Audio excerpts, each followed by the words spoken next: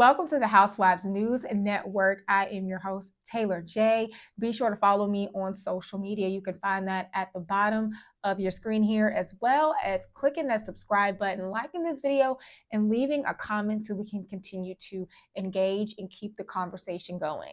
Now, this is our second recap of The Real Housewives of Potomac Season 8. We are on episode 2. The title is Home Sweet Drama. And so I'm going to do it kind of how I did it last week. Again, it's just going through each housewife rather than a play-by-play. I want to try to keep these as short as possible. And I feel like sometimes going through a play-by-play of every single scene as they happen in chronological order might not best serve this channel, but I do have some favorites. Kempire is one of my favorites who does this very well. So definitely be sure to check him out. But I want to start with the newbie, Nneka, or Nneka, I believe is how Wendy pronounced her name. We did not see her last week, but we did get introduced to her this week. And I would say out of like my first impressions of her, I feel like her personality is very strong. We got to see her tour her new home. She and her husband, who is a doctor and she is a lawyer, they bought a house in Potomac. And it's one of many houses that they own. I believe she said they have property in Nigeria. She thinks they have property in Atlanta. They had some property in the Midwest. I want to say maybe Ohio is what she said. So they have a lot of things going on. It's given I have 5 homes, right? But it seems like she'll probably have better luck with the group than Monique did when she came on the show. And one thing that we loved about Monique was that she had the wealth, the husband, the money, the properties. She was, the epitome of what a housewife should be as far as those things go.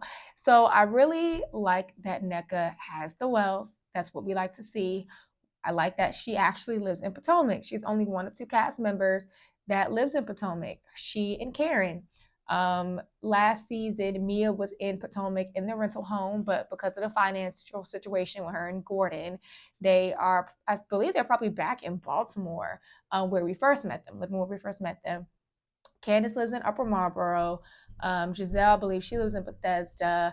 Robin, I'm not sure if she's probably nearish Baltimore. Wendy lives far out. I don't even know where Wendy lives. I remember them saying she lives super far away. Ashley, I know she lived in Virginia for a while. I don't know where her new house is. So I say all that to say nobody lives in Potomac except for Karen and now Nneka. And I'm happy that we have that area code there. And Sharice lives in Potomac too, but she's not a cast member right now. So, I'll give her props for that. Some of the ladies' first impressions when she came to Ashley's housewarming. Mia said she was giving Valley Girl. Karen said she liked the way that she dressed. And Wendy, she said that they had met before in passing, or she's seen her in passing.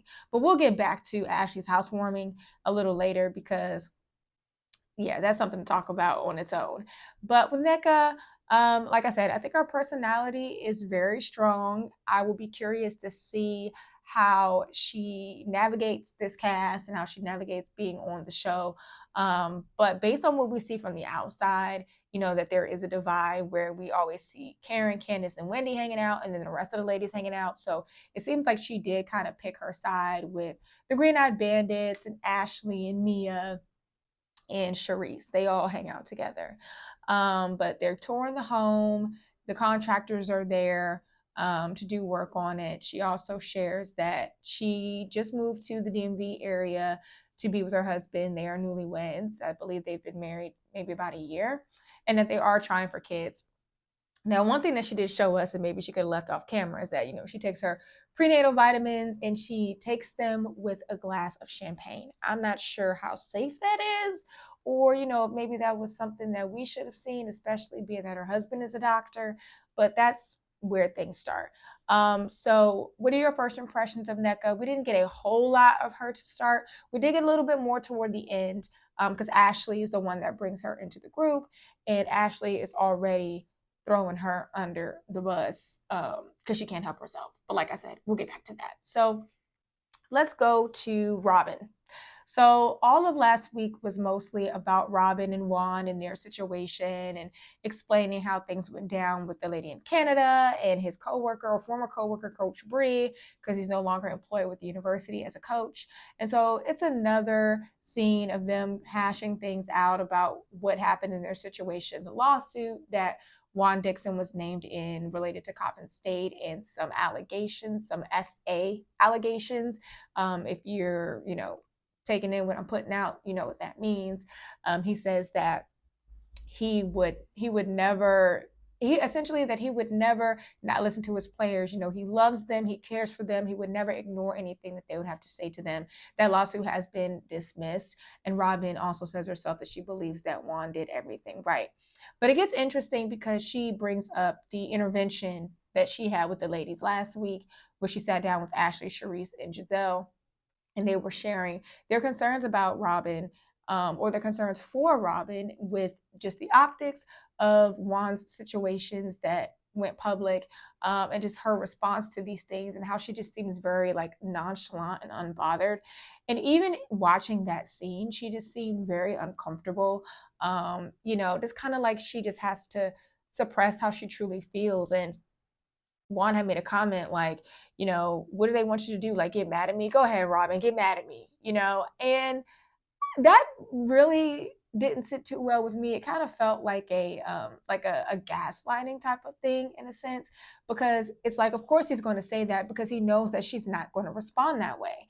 And I'm not in Robin's brain. I don't, feel Robin's feelings, but I'm sure as a woman that you would feel a way about that. And we don't know what happens behind closed doors. Maybe she has gone off on him before, but for her to say, that she doesn't really care, that it doesn't really bother her, like her tagline says, I took the DNA test and now 100% don't care. I just don't buy that at all. I don't buy it. This is your husband. You guys have kids. You're on this television show, this national television show, where you end up being the butt of a lot of jokes because of the decisions that you have made in regards to this partnership and this marriage. And he's continuing to kind of show that he's disengaged, that he doesn't really care. People were pointing out last week that Robin was like, yeah, Coach Bree, she looks like me. And he keeps saying, yeah, she's a beautiful woman. She's a beautiful woman, but not affirming Robin, when that's your wife and that's the person that you are meant to be with. And I mean, we did see Juan's hot mic moment seasons ago where he said, if it wasn't for the kids, he would have been gone. And maybe he still feels that way. So it's kind of confusing just, trying to wrap our minds around why are they even married again in the first place? Why are they, still doing this? And I guess it's for the sake of the children. Are they going to get divorced again once the boys grow up? Because they're not that far off from being 18. It's just a lot to take in. But I do hope that Robin is listening to what her friends are saying to her and that she's taking in their concerns and also the concerns of fans as well. Everybody sees it. So it's like, if we're all seeing it, Robin, you got to be seeing it too, girl. But we can't make someone want more for themselves. If they don't want it, if that's the life that she's happy with, then so be it. I'm going to tell you, I'm like Juan at this point, I don't care. I don't want to keep hearing about this over and over again. I feel like we heard about it enough at the end of the season last season. It was all last week. Nothing's going to change about that situation. She's not going to leave him. It's not going to, I'm over that. I really am. So Wendy, Dr. Wendy, we got some scenes with her. She's still on her grind, the multi-hyphenate she calls herself. And let me say, Wendy in that black leather glove look in her confessional, the bob, the face, the beat, like everything, she looks amazing. Like that's one of my favorite confessional looks. I like Ashley's confessional look where she has on like the flowers and then her hair is kind of like big and curly. She looks very nice there. And I like Karen's yellow with the big hair. That was a little off track, but Wendy is looking good. Okay, Dr. Wendy, that money that she spent for her body upgrade, those were coins that were well invested. She looks great. So she is meeting with a producer and she's talking about how she wants to do a talk show. As we know, Dr. Wendy is an MSNBC commentator, and she does public speaking. She's a professor, so she has a lot of public speaking experience. And I guess there's been people tweeting like, oh, Dr. Wendy, you should have your own talk show. You should have your own talk show. I don't think a talk show is for everybody, but I'm sure there is an audience for her. I don't know if I would necessarily watch a Dr. Wendy talk show. I like seeing her on Housewives of Potomac. I love that she shares her expertise as it relates to the daily news headlines, because I myself am a journalist by trade, but I just don't know if a talk show is necessarily the thing that would draw me into her. But it's good that she's continuing on with her ventures. People were kind of throwing shade like, oh, first she did candles, now she's doing a talk show. But I mean, apparently the candles are selling because they were at BravoCon. She wrote a book that seems to be doing well. She has her comments. She's bringing in coins. And then Happy Eddie, he has his marijuana or his cannabis situation. They're doing well. So if she wants to do several things, just like I would love to be able to do several things. Like I said, I'm a news reporter, but I also like to talk about the housewives. And there's other things that I want to do too. So why can't you? I mean, she's in the position and the platform to do that. She already has a following. She already has an audience. So good luck to Dr. Wendy with that venture. According to her social media, it is going to be happening on YouTube. So, if you're interested, definitely check it out. Karen and Mia. Okay, so they kind of have their time together where they are hashing things out and they kind of come to a bit of a resolution. So toward the end, well, I think it was the finale actually. Mia comes out and says that she heard from a friend of hers that Karen was like messing around with some man and that they were doing the do in the bathroom. And Karen was very hurt by that and very upset by that because she and Mia were friends, and Karen is the one that brought Mia onto the show. And so, she just felt very slighted by that. So they meet up. It looks like they might have been kind of near the tidal basin in DC. And they meet up, and Karen is like, we're shaking hands. Mia reaches out for a hug. Karen's like, no. And that's one thing I love about Karen. She's not going to fake the funk. If she's not feeling it, she's not feeling it. And I'm glad that she doesn't do kind of like the Beverly Hills thing that they talk about on BH where they, mwah, mwah, oh, you look good. Oh, you look good. She's like, no, we're going to shake hands. So I give her credit for that. But, they talk things out. Mia, she's not necessarily one to take full accountability for things. She blames her whole situation last year with Wendy, where she, throws a drink on her and tries to hit her with her purse. She blames it on the fact that she was mixing alcohol and pills. And Mia is claiming that she's not drinking except for wine. And the only reason why she's drinking wine is because it's in the grocery store and it's nutritional. But I'm not sure how it is where she is. Because like the neighborhoods that I grew up in Maryland, I never saw alcohol sold in the grocery store. But I live in the Midwest now, and they sell wine and liquor in the grocery store here. So that's not a good excuse, but whatever floats her boat. So they have their conversation, they make amends, and it ends nicely. And so Mia's like, this is something that we all need to do as a group. Like we all as women need to hash our things out, make our resolutions, and move on. And then they end up doing a Pilates class. Mia, Karen, Giselle, and Ashley. And Karen hits Mia with the handshake again. So, like she said, you have to earn your hug. You have to earn your trust. I'm not mad at that, especially with the way that she was betrayed and slighted. Not really mad at her at all. We didn't really get a lot of Giselle individually this episode, so I'm going to glide past her. And we're going to go to Candace. I want to end with Ashley. We're going to go to Candace. So we see a little moment with her and her manager, and they're continually talking about Candace's career, her deep space tour, how she's going to new cities. She's going to Chicago, and her manager recommends like, hey, we should bring Drew on. Because if you remember on Housewives of Atlanta, we kind of had an RHOA, RHOP crossover with Candace and Drew. And Candace was performing in Atlanta. She had Drew come up and do a little shoo-wop to do-bop, and that was it, right? So, Drew's from Chicago. She makes sure everybody knows, I'm from Chicago, right? So they're taking a deep space tour to Chicago. Candace's manager recommends Drew again, and Candace is like, you don't have anybody else? Like, can we pick somebody else? Not necessarily sure what that shade was about. Drew tweets during the show, well, the Nene clip where she's like, well, why am I in it? How did I get in it? And then Candace responds and says that It's not what it looked like. That's not how the conversation went, that she is very much in support of Drew. But I still want to know what that was about. Like, did they have some issues down in Atlanta? You know, what was going on? Was it the fact that a fight broke out between the Atlanta cast after, and not a physical fight, but the whole thing about between Marlo and Candy and the incident, that whole thing?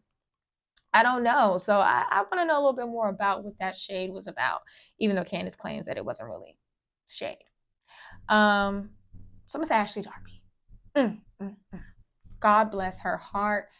Ashley needs help. But you know what? I'm going to give Ashley one thing though.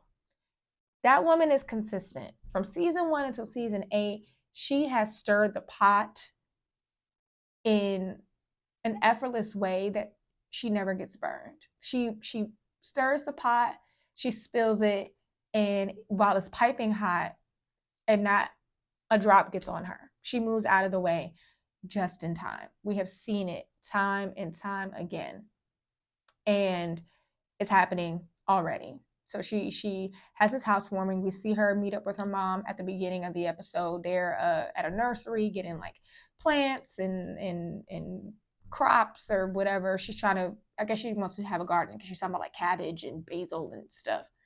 And she tells her mom she's throwing a housewarming. Her mom was not there because her mom had to work. But we did see Uncle Lump. I love Uncle Lump. He's not with Ashley's BS, which is why I love him. But she talks a little bit about the housewarming and how everyone is invited except for Candace. And Michael Darby is suing Candace for saying that claims that she made about some of his behaviors, which we have seen on the cameras, it was damaging to his business. And so he's suing her for a couple $1 million. And so Ashley's mom asks about that, and Ashley's like, she can't talk about it. But her mom's like, you know, you should invite Candy Canes, I think is what she called her. You know, you should invite her. I think Sheila is just trying to also kind of get into the pot stirring role because they need the check. Because Ashley is saying that she is not in a rush to divorce Michael because, I mean, she needs the money, right? He got her that house. And it's not really a whole lot that it seems Ashley is doing outside of the show. So, you know, she got to hold on to the bag. So, hey, girl, if that's what you want to do, that's what you got to do. So we fast forward to the housewarming. And actually, before we fast forward to the housewarming, she shares that she went on a trip to the Bahamas, Michael and the boys. And, you know, it was a good trip. They slept in separate rooms, but they were conjoined. And that it didn't turn into anything like sexual or anything like that. They were just there for the kids. You know, she talked about how she's had a coochie craving for Michael in the past. She probably had one on a trip, especially if you're drinking, but hey, whatever. So fast forward to the housewarming, to her, she calls it her seaside chalet in the city, coastal, not chic, but she just loves to call it coastal chic. It looks very, and look, I've gotten some nice pieces off of Wayfair, but it's given very Wayfair, you know, the standard pillows that come with the stuff, they look deflated. It's just very much giving a model home. And even some model homes look better than that. I've seen some very nicely staged homes. But it's just, I don't know, the house is not giving. But it's nice that she has it. So the ladies come. Charisse, Giselle are there. And Mia. And so Wendy comes. And as Wendy's coming in to give her greetings, Giselle tries to like step aside, right? Like, oh, she doesn't want to be close to Wendy. Or Wendy goes to hug Ashley, and Wendy pops right over Giselle, says hello to Charisse, and pops right over Mia. You know, she's like, the days of being civil, the days of, you know, just trying to be diplomatic are over. And rightfully so. I mean, Mia assaulted Wendy and has taken no accountability for it. And the other ladies, Robin, Giselle, they egged it on. So I don't blame Wendy for feeling the way that she feels, and especially the way that Giselle stepped aside like that, as if Wendy probably was going to acknowledge her at all or wanted her acknowledgement. So I'm not even mad at Wendy for doing that. But what really got me about Wendy is that Sesame Street, aka Deborah, aka Ashley's friend, who was trying to desperately find her way on the show by starting rumors and saying false things, she walks into the door, and Wendy looks like she just saw like the scum of the earth. Her facial expression was hilarious. Utterly disgusted with seeing that woman. And she was like, I know we came to a housewarming, but I didn't realize this was a kids' party. Like the entertainment is here, which was pretty funny. So Ashley does invite Deb, to which Wendy wasn't too happy about, which they will talk about a little later, and we'll get to that. So then Nneka, she comes and she's introduced to the group for the first time. She meets all the ladies, and they're getting to know each other. So as they're talking, Ashley pulls Wendy inside. She's like, "Hey, I need to talk to you about some things." So they sit down on the couch, and Wendy's going on and on about how proud she is of Ashley. And, "Oh, Ashley, you're doing so great. Oh, I'm so proud of you. I'm so happy for you."